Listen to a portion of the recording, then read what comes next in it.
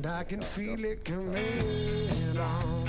All right, let's go. Feel it coming. You all good, Kyle? All right. All right, we're coming live from the Hive at Be Well Mead and Cider here, and doing another challenge unpacked. Maggy Hanlon, ultra runner, farmer, plant enthusiast. That's true. Campground owner, part owner. Yep. Mom. Yep. Most importantly. Yeah. The girl who hated gym class. That's doing crazy ultras now. Yeah, I wouldn't have predicted it myself. No, I didn't predict anything I was doing either, so. Yeah. Yeah, it's funny how life works like that. It sure is. Yeah. You're very unique about running too. You're not like an intense person like a lot of runners. You're very laid back. Yes. I don't think anybody would spot you as being an ultra runner. No, I agree. Yeah. Yes. Yeah. Yeah, you're unassuming. You're the most accomplished person on here so far. You've done a lot of stuff. Yeah. And you're the only international event participant that's been on here so far. All right. Now 2 countries. Yep. Soon to be 3. Soon to be 3. Soon to be 3. I'm a big fan of aid stations in other countries. Aid stations in other countries? Rice and eggs is incredible at like smart. Yeah. mile 20. Yeah, that's the perfect stuff. It's wonderful. Yeah, I like pizza and hot dogs. Not bad, Not but bad, yeah, rice and eggs just really can't be beat. Yeah, yeah, it's I like the anything's good after a lot of miles. Though. Yeah, really. Yeah. The Marquette 50K has bacon at one of the aid stations. Oh, I've heard that. Paula was on here and she talked about doing the Marquette 50. It's wonderful. Yeah. The bacon is like icing on the cake. Yeah, that's a good one. Let's start with your first ones though. When you Grand Island half marathon, right? Yeah, I did the Grand Island half marathon And when I then was in college. Richmond marathon. Yep. What's the one after that? The starts with the A. A UTI. I didn't know how to pronounce it. Yeah. It's like an ancient capital city of Thailand. So as you're that running was in Thailand. That was your first experience in Thailand. Yeah, and as you're running through all these old temples, the sun is rising. It's incredible. Yeah. And then the Two-Hearted half marathon. That one was a marathon. Marathon. Maybe. No, I placed in that one. I got the little ticket and I thought, I went to the car. I was by myself. I'm sitting in the car and I look at the ticket and it says 3rd place in your age group. And I thought, they made an error. That's not right. And they went up and they said, no, you really did. And my prize was maple syrup or something wonderful. Oh, cool. And then the Grand Island 50K after that. Yep. So that was your first ultra? It was my first ultra, and I trained when I was living in Thailand. I trained for that, and my husband said, you can totally do that. And I thought, oh, I'll see. And it was great. My sister did the half at the same time, and it was so fun. You take a pontoon boat out to the island and run around the island. Okay. It's beautiful. Yeah, it's a cool island. It's such a cool island. Yeah. Did you run in school? I ran middle school cross country, I think 1 year in 7th grade. Okay. And I did pretty well. I would get medals and place, but it just didn't feel right. Like I didn't enjoy it. It wasn't a good fit for me. Was it, the team, be on the team and everything. The team and running as a group, I like to do that occasionally, but consistently is just not the part I love about running. Yeah. I was just never competitive. That was my problem. Also that. Yeah. And that's what I found as an adult. I like to just go and enjoy these things. I don't want to. Yes. The competitive part wasn't what I liked, about it. So. Yes, I agree. I like the scenery and the pain and the. And the snacks. And the snacks. Mm-hmm. Yeah. What motivated you to run as an adult? When I did the Richmond Marathon, it was just like. I had told someone a long time ago, a mentor, that I wanted to run a marathon, and they said, whew, it's really hard, and really kind of poo-pooed my idea. Yeah. And when I thought about the Richmond Marathon, I thought, what do I have to lose? Yeah. And then I realized how great it felt to have a list of training runs and accomplish them. Yeah. So the running itself was motivating. Yeah. And it helped through a lot of hard times. You know, the mental component of running has been really important. Yeah. I say when you go to these events and you see all the people getting ready to go out at the start line, it's a bunch of people that don't want to go to counseling. Yes. That's all it is. It's a bunch of people that don't want to go to therapy. Yeah, and it's a healthy alternative. It is. You know? It is a healthy alternative. And that was so the Richmond Marathon is your second event. You did the Grand Island Half. Yep. Now, that was in college? Yep, in college, yep. What made you want to do that? That was like the first I remember really hearing about like longer distances, and I thought, let's see. I think I had planned on doing a marathon, the Richmond Marathon or the Grand Island Marathon, but my grandma passed away, so I bumped it down, just family stuff. Yeah. And then were you out running on a kind of consistent basis at that point? I was. I didn't know anything about it though. Like I didn't have a training plan or anything like that. No. I just ran often, and when you're 20, you can do that. You can just go run a half marathon. It's not a big deal. So, and then just as I learned more, I learned, there are people plan these things. Yeah. So that changed it for me. Did you run a half marathon before you went and did that? Is that your? I think that was the longest distance. That was the longest distance. Yeah. So you were doing bigger runs at that point, getting ready. Yeah. Yeah. Then the Richmond Marathon, had you run a full marathon before? Was that your first time? That was my first time, longest distance. Longest distance? Yep. Was the half the furthest you had run before that? Yep. So you doubled it. Doubled it, yep. Was there any kind of elevation? Was there any kind of... It was hilly, but not anything to write home about. Like no, nothing crazy. Yeah. Where was that at? It was in Richmond, Virginia. So we lived in Virginia at the time, and it was maybe an hour away from where we lived. Is that where your husband was based there? Yeah. Okay. Yep. So it was, I found out I was pregnant a month later, so it was just the best timing. It would not have happened if I was pregnant sooner or, just good timing. Yeah. Now, how did you find out about these events? How did you see them? The Richmond Marathon, a postcard showed up in my mailbox. I don't know where it came from. And I had set it on the table in the house, and my husband saw it, and he said, "Are you going to do that?" And I don't know. And he said, "You totally could do it." And I thought, maybe I will. Yeah. And I signed up for it, and that has kind of become my how I know if I should do something. Like I kind of lay it out there verbally, or leave it on a piece of paper on the counter. And my husband, he's so encouraging, but it's genuine. He will say, "You can totally do that." And then with that, I feel like I can. And so far, it's been working. So you're getting into these longer distances. You're doing half marathons. You're doing marathons. What are you looking for out there? What's your motivation to be out there doing it? At that point, it was kind of, can I do this? Yeah. It still is. Can I do this? How far can I push myself? Yeah. Yeah. This is competitive with yourself. Just yes. How far you can push yourself. So you did, your third one was the one in Thailand? Yes. You're living in Thailand? Yep. I don't even remember what the third one was. It starts with the A, I can't. Ayutthaya. Yeah. Ayutthaya. Yeah. I convinced a bunch of friends to do it with me, and it was their first race, and they're hooked now. My girlfriend who did it with me's passed me in event numbers, and she's killing it in Thailand. And still in Thailand? Yep. Yeah. And then you came back, did Two-Hearted. Yep. Half marathon, the Grand Island 50K. You like the Grand Island one? You said you placed there? I placed at the Two-Hearted. Oh, at the Two-Hearted you placed, okay. Yeah.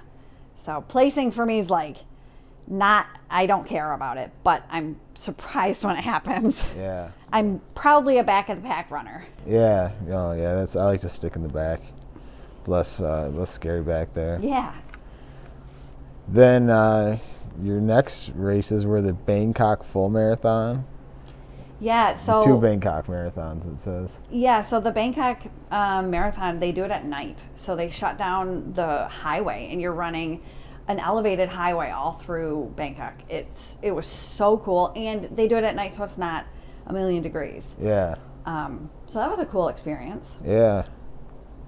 Why did you make the switch to trail running, to running a couple marathons? Mostly because it felt better on my body. I kind of, after I did the Sleeping Bear marathon, I thought it's just not comfortable for my body. Like I can run twice as long on a trail and it's not uncomfortable. The impact's not as hard. Yeah. And then also just the scenery, it's fun to explore a city, but I just never get tired of trails. Yeah. Did you do much trail running in Thailand? I did. One of my favorite trails goes up the side of a mountain in Chiang Mai. Okay. And there's like some climbing involved, and you don't do it for speed, but it's really fun. And there's orange juice and coconuts at the top, so it's pretty much as good as it gets. Yeah. Now, do you have to take any different safety precautions? No, not really. I mean, I think about snakes all the time. There are big snakes there? There are huge snakes, lots of venomous snakes. I never saw one. I see more snakes in Michigan than I see. Oh, really? Yeah, so that's good. Yeah. But yeah, dogs are probably the biggest danger. So if I'm running through town, I might run with, depending on what town, the village we lived in, I almost always ran with a stick because the dogs are guarding houses and running is not common. So if you're running past a house, you're attracting the guard dogs, So they have the guard dogs there. And yeah, so you carry the stick with you to carry a stick, and it's worked great. Was it when you were going from the marathons to the ultras, was that just a natural progression? Did you consciously think that, or was it just...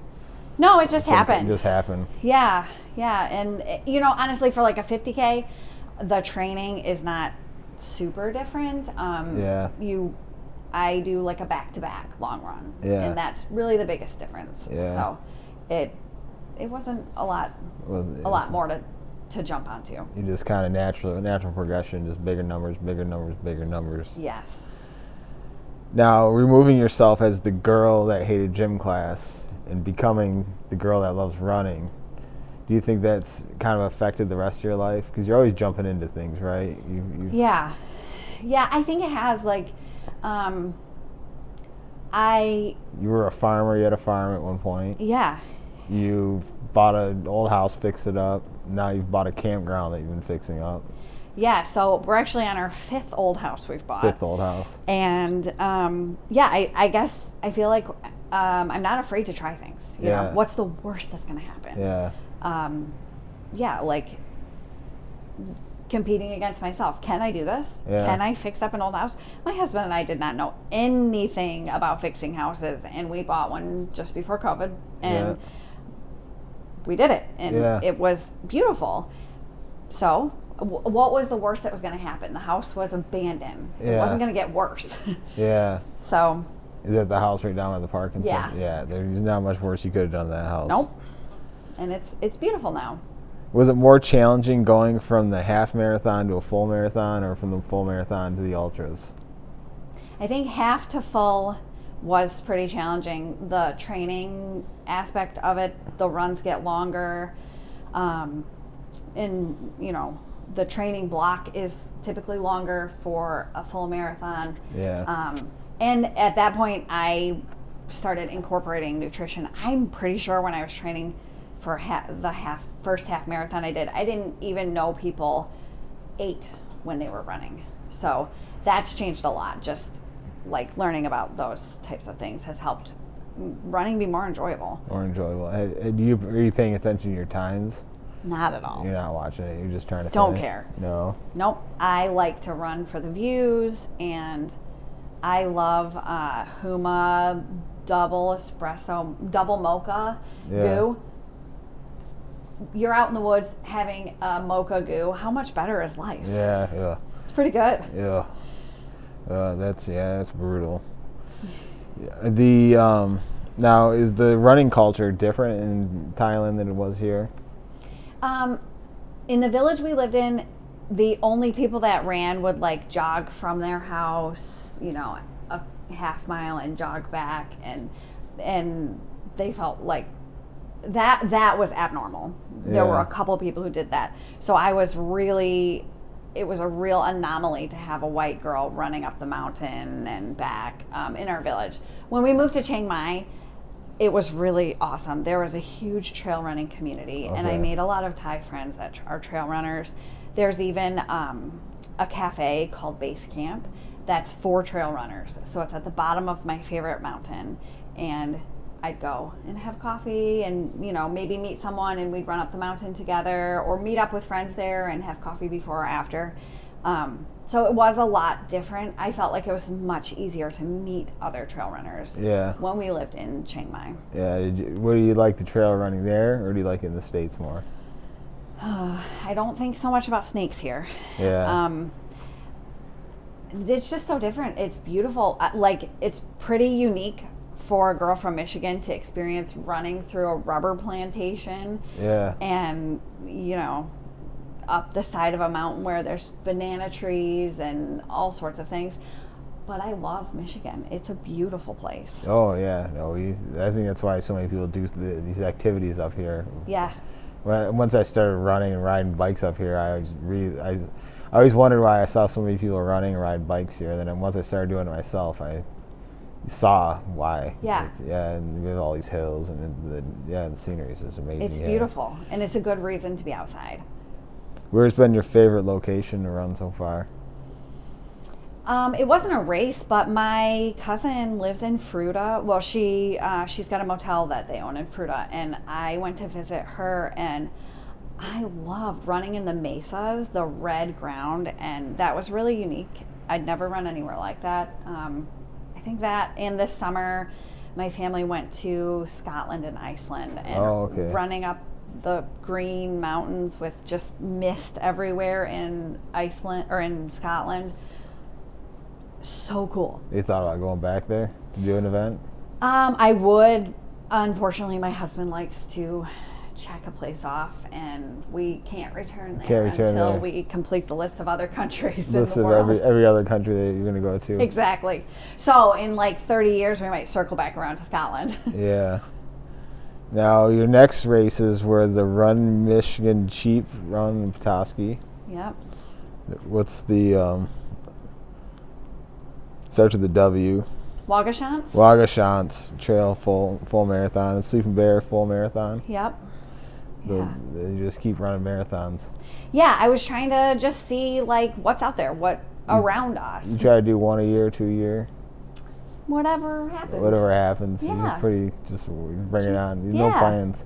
Yeah. Yeah. I'm up for it, and if it doesn't work out, it's fine. 2 weeks ago, I was supposed to do a 50K in Pennsylvania. Yeah. But with the airlines, with the like flights not being reliable, I didn't want to get stuck anywhere with, so I skipped it.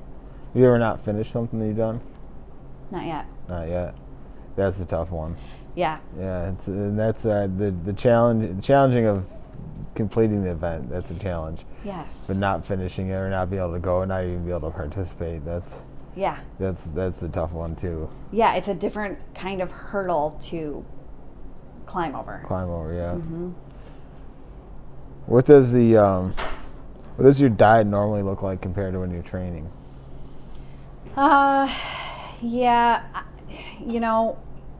My family, we eat, pretty average stuff. I grow a lot of our own food. Yeah. But I do try to, I think a little more consciously about making sure that I'm having enough protein and carbs to refuel myself after a long run. And then I specialize in carb loading before any event. Okay. Another thing I love about running, I love going through the grocery store before a big event and buying, those Oreos look great, or whatever it is that I normally wouldn't eat. So it's really fun. I think for me, food is a fun part of training. Yeah, it's my favorite part. You eat whatever you want. Yeah, eat whatever I want. Burn calories. Yeah. Crazy. So it's super fun. And like a lot of times, whatever I want is cheesy pizza. Cheesy pizza, yeah, that's a good one. So good. That's mine too. What does nutrition look like during one of these races, though? The marathon or an ultra? I'm the family garbage disposal for like sports nutrition stuff. So Andrew will get he'll when he's in a bike racing phase, he'll go online and buy whatever looks good to him, and then when his period of time is over, I'm left with the stuff that I'm not going to throw it away. Yeah. So I just kind of use whatever we have. Do all the goos and stuff. Lots and of goos. I actually love baby food.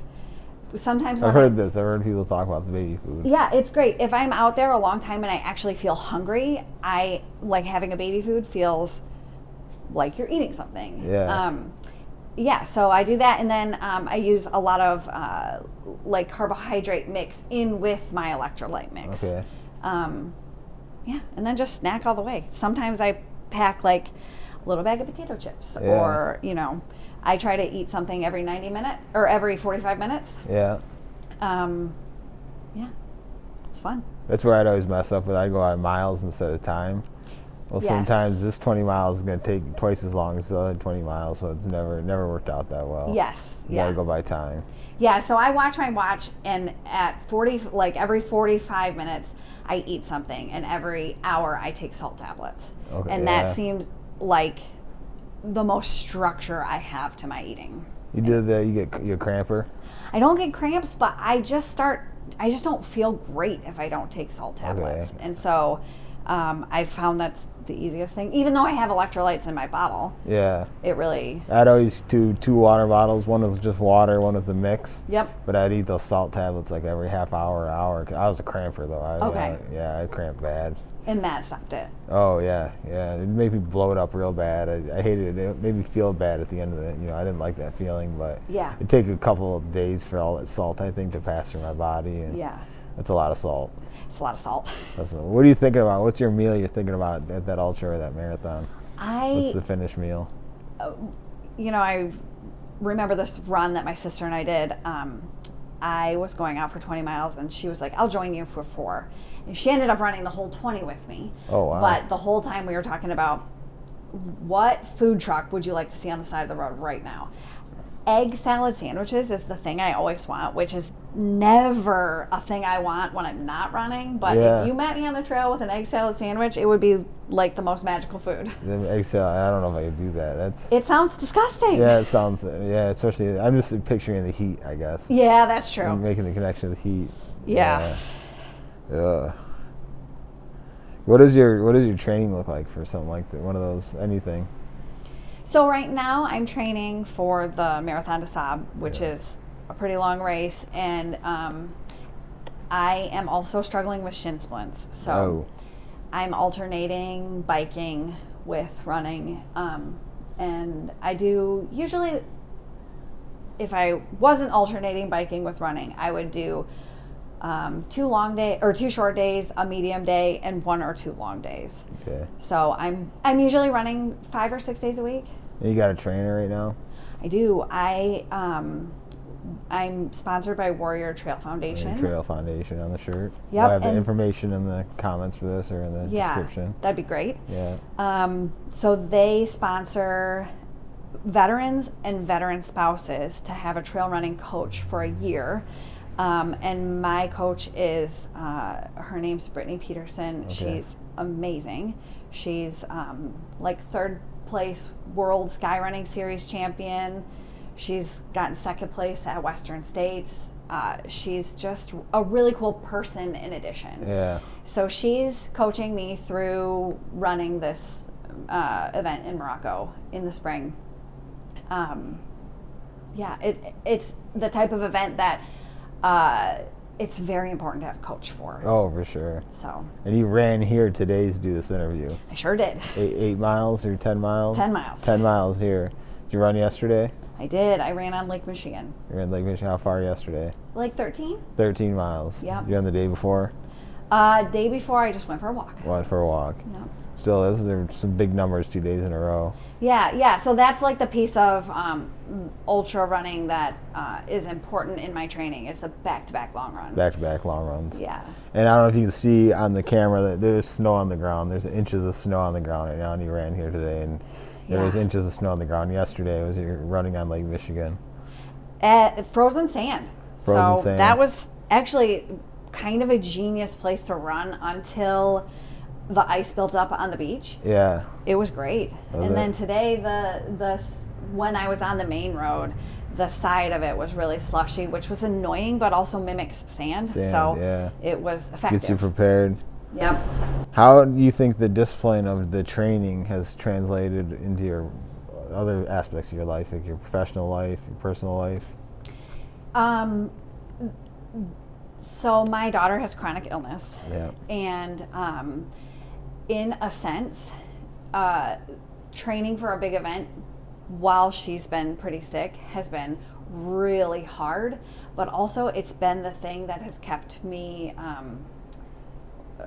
just mentally in the best shape I can be, so I'm present for her. Yeah. You know, sometimes I feel like my schedule is similar to someone who has a newborn. She's up a lot at night, or you know, she doesn't leave for school at a consistent time, so my training has to fit within those parameters. But also, because I will not let it go by, I do fit it in those parameters.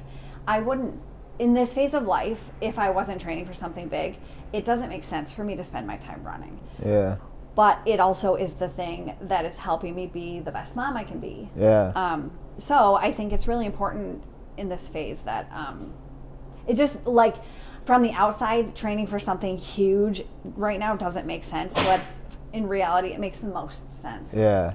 So. And I think that, I think for me, when I used to run and ride bikes, the patience it gave me. Yes. Because I had a bunch of stuff I had to burn off. Yeah. And it just made me deal with everybody in my everyday life better. Yes, yes. And I mean, frankly, sometimes I feel if I, you know, on the rest day, I feel like a caged red squirrel. Like, I have got to go do something. Yeah. So fulfilling that need then helps me be calmer and more kind to everybody in my life. Yeah. Actually, Dustin, when you talked to him on here, he called rest days rust days. I like that, rust days. Yeah. Because you start to run. That's when you start to feel sore, and that's when you start to feel everything. Is that rest day? It is true, but it's also such an important you gotta have rest. of the cycle. Yeah, I wasn't good at rest days. Yeah. What do you think the determination that you've had to build in finishing these events? How does that translate in the rest of your life? Are you familiar with the Enneagram? No. Okay, so I'm an Enneagram 3. It's how you're motivated. It's like a test you can take on how you're motivated. So my motivation comes from accomplishing things. Okay. So in the bigger picture, I think that's why I've progressed through different length races. Yeah. I've accomplished a half marathon. Let's try a full. Let's try a 50K. So I accomplish these things, and that's where my motivation comes in. So, but also on a daily level, I like to accomplish things. So like today, I have a lot of things I have to do today. So the way I worked it out is, if I run here, well, I've started out the day with one thing I have to do is checked off. So and it works the same way then in my life. Like, okay, you've got this list of things that have to be done today. Just check them off. And it has just almost made that more of a solid habit of checking things off. Check it off the list. Yeah. So there's no finish line for you. I don't see one. You don't see it. At least in the near future. Yeah, There's no and I'm finish okay line. with that. You're okay with that. Mm-hmm. You still hike with the goats? I sure do. You do? How many animals you got right now? 15, something, I don't know. 15? We've got a horse, a goat, guinea hens, chickens, cat and dog. So all together, probably something like 15. And you have a dog named Frank. I have a dog named Frank. Yeah. Yeah. Is Frank run with you at all? Frank does run with me. I really enjoy canicross. It's a European sport. You wear a waist, like a rock climbing harness, and then he wears a harness, and he is supposed to pull. It's a sled dogging type of dog powered sport. Yeah. He loves it. So really? We like to do that once a week or so.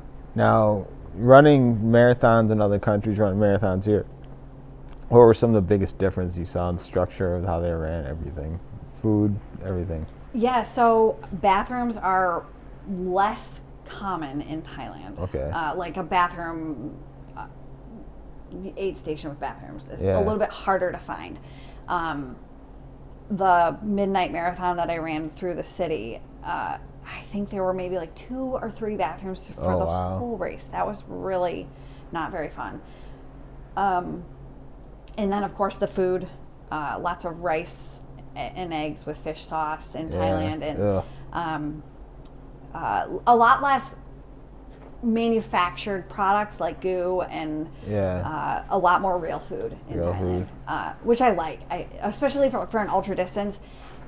I think the 50K that I did in Rayong, Thailand, it took me like 13 hours because there was so much elevation. Oh, wow. When you're out there that long, goo isn't going to keep you going. No. You have to have some real food. 13 hours is a long time. A long time. It was 105 degrees, I think. It was a really, really hard race. 105 degrees? Yeah, it was so hot. Is this one at nighttime? Daytime. Daytime Through the jungle, and it was amazing. Really hot. And is it like a humid heat like here? So humid. 90 plus, 95% humidity. Oh. Yeah, but that is, if you think of a horrible thing to do, then I'll do it. Like, that sounds fun to me. 95% humidity, 100 plus degrees. Yeah. What time are we leaving? They have water out there and everything? They did have water. That didn't end up being an issue at all. So. No, they had plenty of water out there. Yeah.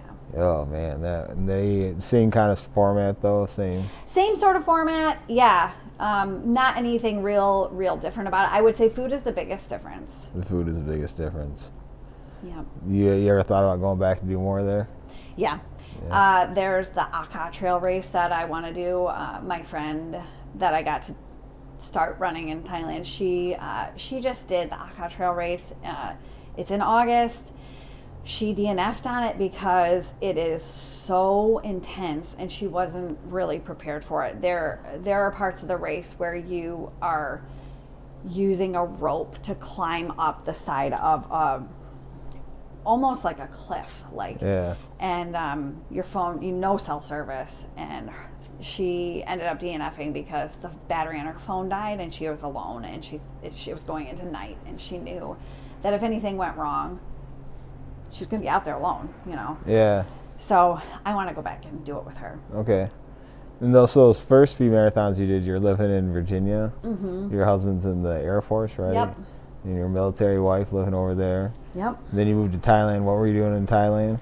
So we moved to Thailand to teach English. Teach English. Mm-hmm. We lived in a little village really close to the border of Laos, up in the northern part of Thailand. And you built a house there, right? We built a house. I've never seen the pictures and videos from that. I've never seen something happen so fast in my life. I think it took them 6 weeks to build our 3-bedroom house. 6 weeks from nothing to a house. Yeah, it was crazy. How many? 3-bedroom house? 3 bedrooms, yeah. Oh, wow. Yeah. How long were you in Thailand? We lived in Thailand for 4 years. 4 years. Yep. Then you come back, and then did you live up here at some point between there? During COVID, we were here. During COVID, you had the farm here, right? Yep. Yeah. What was the name of the farm? Little Chick Farm. Little Chick Farm. Yeah. Now we have Tiny Horse Ranch because our new place downstate, we have it's small, and we also have a small horse, so it's called Tiny Horse Ranch. And you have a campground down there. Yeah, we went in on a campground with my cousin, and her husband and family live there, and have done an amazing job renovating this huge 110 site campground. Oh, wow. They've turned it from something abandoned that I might buy to a really cool place to take your family. And did you find out about that, or that was your cousin? They called us when we were in Thailand and said, hey, would you want to go in on a campground with us? Okay. And we thought, if there's anybody in the world I would invest with, it would be them. And so we did. And it's like you have a history of doing these things, just kind of jumping into things. So yeah. Why not? What's going to go wrong? Yeah. It's the worst that's going to happen. Yeah. Yep. And it's been a great experience. It's worked for you so far. Yep. So your next set here, Grandma's half marathon. Yeah, we decided to run that. It was my husband wanted to do it, and everybody talks about how amazing it is, and it was like a little bit along Lake Superior, but there were so many people. That was the beginning of me thinking, this is not for me. I don't want to smell the person who's running next to me. Yeah. That's too close. Yeah. So it was fun and pretty much rounded out my road running. Yeah. Yeah, you're done with road running at that Pretty point. done, yeah. I mean, it would have to be a pretty cool event for me to say yes to. Yeah. Where was that one at? Duluth. Duluth, Iowa? Or Minnesota? Minnesota, yep. Minnesota. How'd you find out about that one? A lot of people talk about it, and we have a friend that lives in Duluth. So, Oh, okay. yeah, he's also an Air Force vet, so Oh, perfect. it was fun to run it with him. And then the Marquette 50, we talked about that on here. I heard that's a tough one. So hard. Yeah. So hard. That was my first experience having a running coach, and I could not believe the difference it made for me to have a running coach, just encouraging me to incorporate strength training in running. And I don't know that if I had trained for that without having a coach involved, if I would have finished it. I could train for it and finish it now because I learned so much from my coach. Yeah. But yeah, strength training was really important for that race. Do you still do the strength training? I do. I don't do? like it, but I do it. What kind of strength training are you doing? I do just like at home weights, things like that. Yeah, free weights. Yeah, kettlebells, things Yeah, like that. I could never go to the gym. I never. No. A kettlebell is great though. I started using a kettlebell a few years ago. Yeah. That thing is great. I had this little like 400, 500 rep routine that I do, and it was You it's can do a easy. lot with it. You just store it in the corner when you're done with it. Exactly. It doesn't It's take the up- amount of stuff I like. Yeah, Not you much. had a room full of equipment and all that Exactly. stuff, and Yeah. and I noticed it was like drastic changes when I started doing strength training. Yes. And which to me feels like that should be reason enough to continue doing it, but it is like pulling teeth to get me to do it. But I do it. Yeah, because the scenery's not that great when you're just doing strength training. Right. Yeah. Yeah, it's not that great. It's true. The Marquette 50 though, you said that was the most challenging one up to that point, you think? Up to that point, it was the most challenging, but also so cool. You run to the I don't know if it's the 4 highest peaks, but 4 pretty big peaks in Marquette. Okay, yeah. And like, how many people get to do that? Yeah. This is the coolest experience. I've seen videos from that and like people climbing up rocks and stuff, and That was didn't seem another like one. there's a lot of running involved. No, a lot of it isn't runnable. That's another one that there was a rope and scrambling involved in part of really? it, which is so fun. That was the 50K or the 50 mile? I did the 50K. 50K. Yeah, Did you just do that one year? I did it 1 year. Then what's the Columbia Trail? Yeah, so that's the really hot one I did in Thailand. It's the hot one in Thailand. I did it in Rayong, Thailand. It's further south of Bangkok, and I did it with a Thai friend. It was her first race, and that race I spent a lot of time thinking, please say you want to quit doing this, because I do not want to do it. It is so hot and this is so hard. And she just kept trucking. This girl I was running with, it was her first one, and the times she told me, I think I want to quit, I was able to say, nope, we're doing this. We signed up, we're doing this. And it really felt like we kind of pulled each other along when it was too hard. Yeah. For me, she pulled me along when it was too hard for her. I was there to pull her along. It was really cool. Yeah. Now, how far was that one? That was 50K too. That was 50K. A lot of elevation. You went back to Thailand then to visit? I was still in Thailand at that point. You're still in Thailand? Yeah. Then what is the Marsh Madness? Yeah, I just did this teeny tiny race out kind of like east of Detroit, out into the lake. You could see Canada, and it was a natural area, and it was loops. So it was a 48-hour race. Oh. However, somehow I didn't pay attention to the calendar, and I showed up a day late for the race. Oh. I had intended on just seeing how much I could do in 48 hours. Yeah. I showed up a day late. several of us showed up a day late. So there may have been some miscommunication involved because I wasn't the only one who was a day late. Yeah.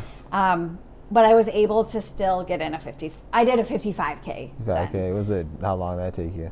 Like 7 hours, I think. 7 hours. Yeah. Yeah, that's a long time to be running. Long time, but I'm telling you, there were so many blue herons and egrets and bald eagles and snakes. There were so many snakes on this little natural area loop. It was so cool. What's the longest you've been out there and out for a run? I think it was the Thailand 50K. I'm pretty sure it was like 13 or 14 hours. That's so long to be out there. It was really long. And I think that's the thing that is some people are able to run really fast marathons, really fast 50Ks, and that's awesome. But there's the other people who were running the same distance, but it takes me twice as long. So a lot of people will say it's actually a lot harder to run slow because you're out there forever. Yeah, it's so long out there. Yeah. Ugh. Did you have any points where you thought you weren't going to make it at any event? Probably the closest was that Thai one. But even then it was like, I just don't want to do this. I wasn't injured. That was the first race I ever got a blister. But even still, that wasn't going to stop me. It was just feeling like, okay, this is really long and hot. But we finished. Do you have the pain cave moments? Oh, yeah. Yeah. What are you doing to get in the pain cave? I just know it will pass. You just know it will pass? Yeah, so, I have a period of time. I know how my body works. I pretty much hate running up until 6 miles, and then 6 miles to 20 miles is like, this is the best day ever. And then after 20, there's a period of just going back and forth between this sucks, this hurts, and I just know that it's just part of the cycle. And just keep moving. Is the 50K your biggest distance right now? Yeah, the 55K. 55K. So around 40 miles, 35? I think it was like 35. 35 miles. It's still a lot of miles. A lot of miles. A lot of miles on a trail. And when you pass the marathon mark, you think, I could have just run a marathon. Could have just run a marathon. That would have felt great too. Yeah. Yep. That's crazy. What do you hope your kid learns from seeing your accomplishments? I just want her to feel the courage to do hard things. Do hard things. Yeah. Our family is not afraid of doing hard things. Yeah. And you should, if there's something scary or big or hard, try it. Yeah. You've been doing that a lot, though. You went through all the different things you've done in your personal life. Yeah. So, it seems to be a trend. Has running helped with any decision making in life? Yeah. Yeah. Yeah, I find that it's a time where most of the time I don't listen to podcasts or music or books. You go on raw dog runs? I do for two reasons. I spend a lot of time thinking. Yeah. I don't have a lot of quiet space in my life outside of that to just give over to thinking. Yeah. And also, if I love listening to podcasts and I love listening to books, but if I put on a podcast or book, it makes the run feel harder. It makes it feel longer and harder, and it just takes me out of the flow state. If I just go out and run, the miles just float by. That's interesting. It's a very different experience. Yeah, when I would run, I'd have to have headphones. I could not run without music. Yeah. But when I was riding bikes, I never wore headphones. That's safety is one of the things. Well, yeah. If you're on a trail, you don't want, especially at Glacier Hills. Yes, there's two ways, people coming towards you. When I'm on the roads, also I want to hear cars coming and everything. So. Yes. But I also like to hear the nature and the creeks and the birds and you hear. Same. Yeah, I make it a point to say good morning to any creature I see because I do hope they have a great day. You ever almost get sprayed by a skunk? No, it hasn't happened. No, it hasn't happened. No, I haven't seen any crazy wildlife. No, I saw a bear one time. Did you? Around here? Yeah, on Beeland Road, I saw a bear. That is where I've seen bear prints, is on Buland. And I have felt a little am I alone here? Or where are you? Yeah, we had a warm day later on in November. right when they're going to sleep, and there's that apple orchard right in Yep. Hanlon. And I was rolling. I thought it was a dog at first, and I was like from here to the back of the building. I was not too close to it, But close enough to enjoy the experience. close enough to freak me out. Yeah. Because it started coming towards me, and I turned around and got out of there, and then it just sat down. But Were you on foot or on bike? I was on a bike. Okay, so that was a little better probably. Yeah, on foot I would have been eaten by a bear. For sure. Not escaping a bear. Yeah. I've seen a lot of bear prints, Yeah. but nothing yet. What's funny is that same day I was out by Shooks's on Peoples Road. Yeah. Saw bear prints in the sand on that road. Yep. You said I should probably get out of here, and I started riding that way, and I was headed to Glacial Hills, and that's when I saw the bear. It was that same day. That's crazy. But it was, like I said, it was November. It's when they're out moving around, and you start seeing them a lot. Yep. Yeah. What kind of watch you use tracking on? I use Koros. Koros? Never heard of that. It's up there, like it's a Garmin. Some people are Garmin. It's Samsung and Apple. Oh yeah. I love Koros. Yeah, it's great. Great Good. battery life. Yeah. How many days you get out of it? So many that I don't think about it. I don't Yeah, really that's know. my problem with my Garmin watches. I never charge it. Yeah. It lasts too long. It lasts too long, and then sometimes for this weekend coming up north, I did not bring my charger, and it died at like 9 3/4 miles. So, which is fine, Yeah. What shoes you wearing? I usually go between Ultras and Topos. Topos. They're zero drop wide toe box. They work well for me. Yeah. What about socks? I've always worn Smartwool or Darn Smartwool, Tough, yeah. but in the last year I felt like my toes were being squeezed together, so Yeah. I switched to Features. They're anatomical socks, so there's a left and there's a right, and they're shaped like your feet. Okay. And I'm sold. I stepped in a creek crossing yesterday on Lake Michigan. The ice broke, and I soaked my foot at mile 2, and it was 15-degree real feel out, and I was really worried. I was at mile 2, and another 2 or 3 miles later, it was completely dry. And Yeah, that's what I like about Smartwool. Yes. Walking through a river or something, Yeah, they you get know wet. you're going to be okay. Yeah, they're gonna dry. They're not. It doesn't get cold. Doesn't get It's not like cold, and you cotton. don't get any rubbing. What were those socks called? They're called Features. Features. Maggie needs a sponsorship. Yes, Features. You watch this Features. She needs a sponsorship. Now, what do you enjoy more, the training or the actual training, or going to the actual event? The I training. like the training. Yeah, I like the training too. Yeah, the training's worth that. It really is. It's a long process. I like the puzzle of it. Yeah. Thinking, okay, I'm going to need poles for this race. So you got to make sure you do some training runs where you're using poles, which, where I live, it's not pole territory. No. But getting that practice in, or nutrition, like this race I'm doing in Morocco, I need to make sure whatever I'm using might work fine when it's 20 degrees out, but when it's 100 degrees out and sunny, is it going to still be fine? Yeah. Puzzling those things out, nutrition and shoes and fixing your sock problem. And so when you're going into some event, multiple events, you look at it, you have all these pieces. Yeah. And you're looking at nutrition, you're looking at endurance, you're looking at gear. Yep. You're looking at whatever else you're looking at. And you're trying to figure out how to fit them all together like a puzzle. Yep. So everything fits just right to be able to complete that event. Fits just right's the goal. Fits good enough is reality. Reality, yeah. So that's fun to me. Yeah, that's an interesting way to. I've never thought about it that way. That's interesting. You have all these different things, but they all have to work together. Yep. To meet a goal. Do you do that in other aspects of your life? Yeah, totally. But it feels like this is the one that gets to be like a game. Yeah. This is the one where I'm like, well, like the sock problem.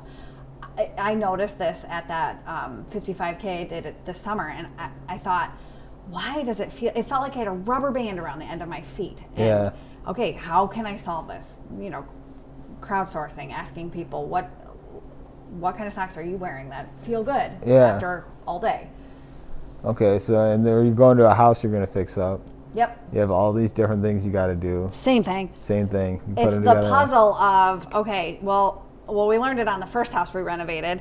We weren't going to put air conditioning in it. And then we got it all done and we were like, yeah, well, I think we need air conditioning. Yeah. So just then I thought it would have really worked great if we'd done the air conditioning before the drywall. Yeah. But, okay, how can we work with it now that we, we have what we have? You had to adapt and and overcome. Yep. You probably learned that from running too. Yeah, it's all similar, and it works with life, Yeah, especially when you get into like the trail stuff. I think you really have to adapt and overcome. You're not. Yeah.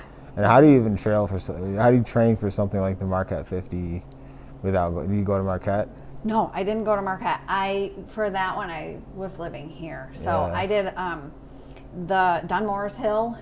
When you're going down into the valley. Okay. I ran the hell out of that back and forth for a long time. You ran out of Glacier Hills. I used to see Glacier out there. Hills. Yeah. Yep. So I tried to incorporate small elements of the race that I can in the runs that I'm able to do. So elevation, well, it was on the dirt shoulder of the road, so it didn't mimic exactly the elevation. Yeah. But then I can get like the style of elevation, it didn't mimic very well. No. But I try to incorporate, at least I'm getting elevation and then some more glacial isn't technical, but there's some routes and some things to pay attention to. Yeah. So try to get some of that involved and just try to cover each aspect. Like with the race in Morocco, I don't have heat, dunes, dry riverbeds, but I do have dunes in cold, so I can run some dunes, and I have a lot of heat training experience, and I will, turn on a heater and run on my treadmill when the time gets closer, so I can do the heat. It just looks different. So if I am able to figure out those different pieces and weave them in, it equates to something sort of similar to what I'll be experiencing. Yeah, you keep talking about this is your next big thing, the Morocco. And you're doing that with the Warrior Trail Foundation, right? Yep. And what is this? So I'm running Marathon Des Sables, which means Marathon of the Sands in French. And it's a stage race. It's a stage race. It's 9 days in the desert, 6 days of running. It's in Morocco. In Morocco. And they speak French in Morocco? Main language is Moroccan Arabic. But most people know French. Yeah. Most Moroccans know French. It was not for good reasons. Not for good reasons. Not for good reasons. And I didn't take French in high school. No, you didn't take French, neither did I. Nope. Now I'm thinking it might have been nice. Yeah. But it's 6 days of running. It's a stage race. Yeah, you got to carry everything with you in a 20-liter backpack, which my daily running backpack is 16 and a half liters. That's your Camelback? It's like my Camelback. Yeah. Yep. So to fit a week's worth of food and clothes and sleeping bag, it's going to be tight. Yeah. You bring a tent with you? They provide you with a camel hair tent. Okay.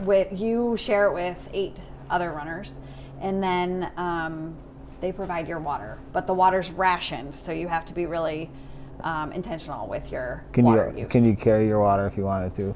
Yeah, so I'll carry probably like 2 liters or 2.5 liters of water with me. Yeah. And then at each aid station you get 2 liters, and then at the end of the stage you get 5 liters, but it has to last you until the next day at the first aid station. So at the end of the day you get 5 liters? 5 liters. And that's for eating, drinking, if you want to wash your socks. You do not bring a change of clothes. Some people bring a new pair of shorts, but do you want to waste your backpack space and wait on that? Yeah. I'd rather bring food. What kind of food do you think you're going to bring? I think I'm going to do dehydrated dinners. Dehydrated dinners. And then like beef jerky and nuts for lunch, and maybe granola for breakfast. Okay. Something like that. You have to have 2,000 calories per day minimum. Okay. And they say after you're out in the desert that long, you don't want anything sweet. So yeah, I'm sure 2,000's not a lot either. It's not a lot. Yeah. People finish this race physically looking different than when they began it. Yeah. Well, now what's each stage look like there?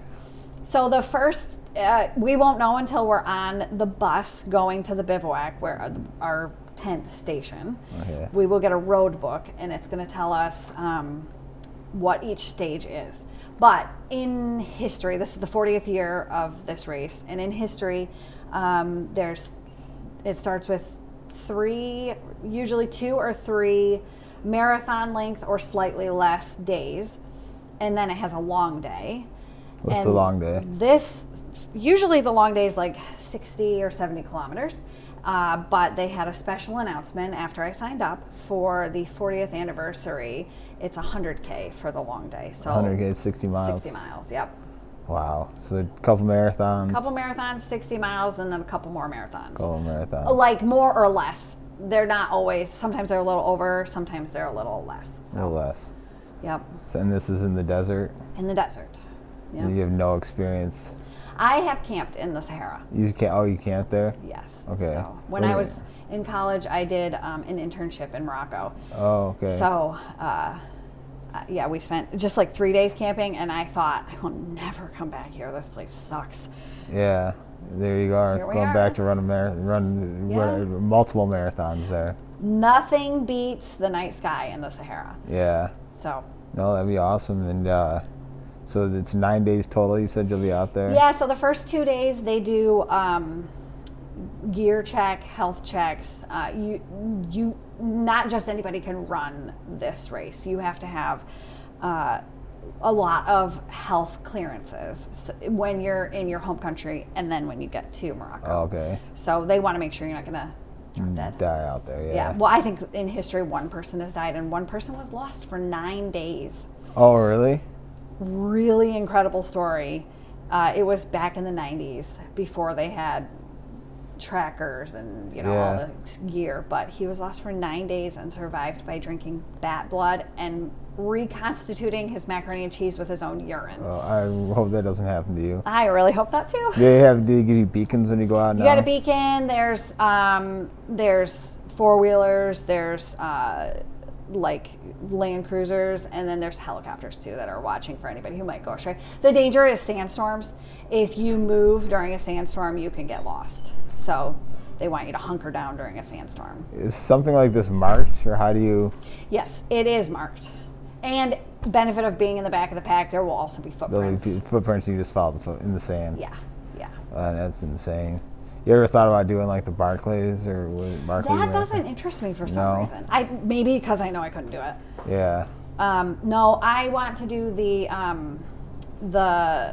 name is escaping me. The Gobi Desert March. Okay. So it's a similar setup to Marathon Des Sables, but in the Gobi Desert. Where's that at? China? Mongolia? Somewhere around there. Somewhere in Asia. Yeah. That'd be cool. Yep. So this one you're going to is 6 days of running. Yep. They bring your tent, you're carrying everything else. Yeah, and it's another time where you benefit from being fast, and it stinks if you're slow because you get to camp later and get less time to rest. Yeah. So. What happens if you run out of food after day 4? You can quit. Or you can figure it out. Try buying food off somebody else. Yeah, I think a lot of people might get sick of what they have, so they'll hand it over, or we'll see. Yeah, they suggest that you take only 1 or 2 luxuries, and by luxuries they mean wipes to wash your body, or maybe like instant coffee. Like that's the degree of luxury, Yeah. You have to carry all your own toilet paper. You have to plan and know, I will probably need approximately this much toilet paper for 6 days in the desert. 3 sheets a day. I know. I got to be really, really careful. Yeah. Conserve the trees. Now, as far as your back-to-back long runs have gone, what's the biggest stretch you've done so far? I've done like 20 and 15, things like that. Just 2 back-to-back. But as the time gets closer for this race, I'll do 2 mini MDSs. So hopefully 1 in December and then maybe 1 in the end of February. What's a mini MDS going to look like? So it'll be probably 4 or 5 back-to-back days of, probably 10, 15, 10, and then 2 longer days. Okay. 20, 25, something like that. Partly to help my body know what it's going to feel like when this is the last thing I want to do is get up and run. Yeah. But also to check all my gear, make sure these shorts don't have a pokey spot in them, Yeah. and make sure, my sun shirt is not riding up in a weird spot, or just kind of to work out all the kinks. Yeah. Test my dehydrated meals, make sure like this one doesn't have a random thing that makes me feel horrible in it, or so Yeah, it's crazy. yeah. It's so long to be out there. That's because your longest thing now is 13 hours, Yeah. and this is 6 days. 6 days. I think it'll be good for you, though. I think you'll enjoy it. I think so too, and everyone who's done it talks about how awesome it is to be in the camp. Yeah. You're with a bunch of people from all over the world. A lot of Europeans, a lot of Asians do this race. Very few Americans do it. So I requested to be in a tent of other women. Yeah.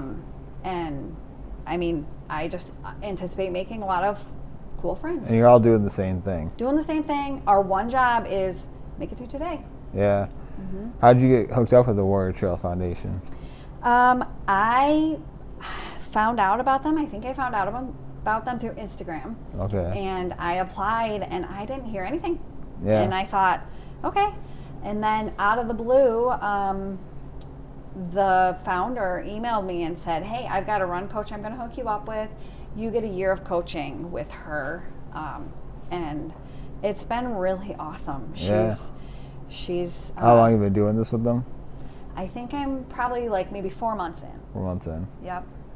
Yeah. So it's really cool. And just hearing the stories of all the other veterans and spouses that are part of the team is really awesome. And seeing the things they do. These people, I'm like the baby in the family. They are running Mammoth 200, Moab 240. They're doing Cocodona. They're doing all these like huge races that I don't even desire to do them, probably because I can't do them. Yeah. But you could do them. I probably could, maybe. Yeah. That's not how you were talking earlier.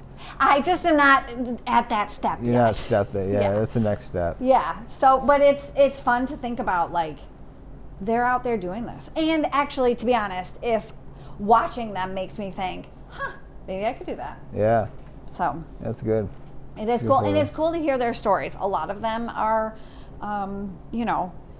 changing habits because of trauma and PTSD in the military. They have gone down roads of unhealthy habits, and they're using trail running to change that. And yeah, that's really cool. That's awesome. Mm-hmm. So when is the Moroccan thing? The Sahara? first week of April. It's every year. It's directly after Ramadan. Okay. And Ramadan fluctuates based on the moons. Yeah. So it's never the same week. Usually not, like, it changes every year. And so it's a little bit earlier in the year this year. So hopefully it'll be a little cooler. Okay, yeah. Well, I'm excited to hear about it, and Yeah. maybe you come back and talk to me after you do it. I want to hear all about it. We can do a whole episode just about that. So Yes, absolutely. yeah, you've got an impressive. Is there any other things you're looking at doing? Is there any? Yeah,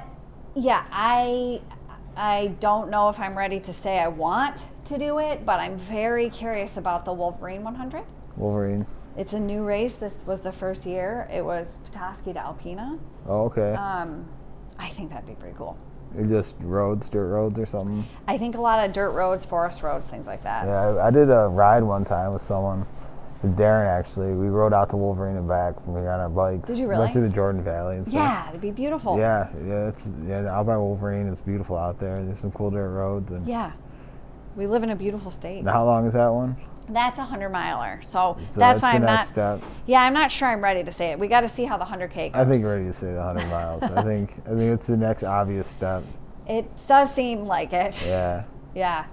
There's I have a running list of races that I would love to do. Yeah. I'm interested in doing the Wolverine 100. It's a new race.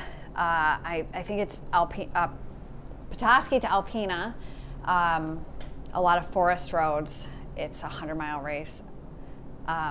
It's very scenic. I've rode my bike out there before. Have you? Yeah, it's very scenic. Yeah, I think it'd be a great race. I love new races too. I think I don't mind if things aren't perfect. It doesn't really matter to me. So I think that sounds fun. But I always have a huge list of races that have piqued my interest, and I would love to do. There's Badwater 135 in Death Valley. You have to run on the white line because your shoes will melt if you run on the actual pavement. Yeah. That doesn't really interest me, but there's a sister race, a Badwater race in North Carolina where you run on the beach. Sounds pretty awful, and like I should do it. Yeah, there's just always races I'm interested in because of the place it is or the unique aspects that it offers. It's a good way to travel too. It is a great way to excuse travel. Yeah. Yes. Go somewhere to do a race. Yes, it's a great way. Yeah, that's awesome. Well, good luck in Morocco. I think you'll be fine. You're going to Thank you. finish. And I hope maybe you come back and talk to us here. I'd and love to. Tell the story of 6 days out in the desert running. Sounds great. Awesome. Thanks, Maggie. Thank you. Yep. And I can feel it coming on. I can feel it coming